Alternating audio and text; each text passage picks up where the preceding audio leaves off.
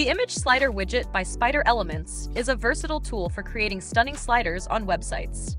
It offers a range of customization options, including animation effects, navigation buttons, captions, autoplay, loops, and more, allowing you to design engaging and dynamic slides effortlessly.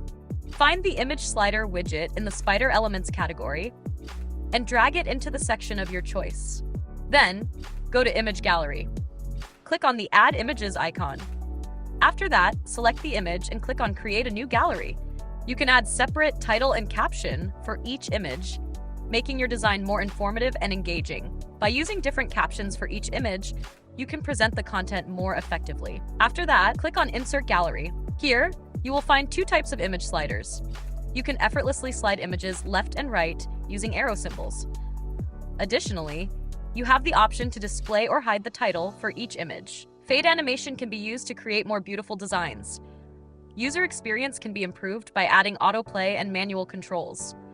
Multiple images can be shown simultaneously in sliding mode.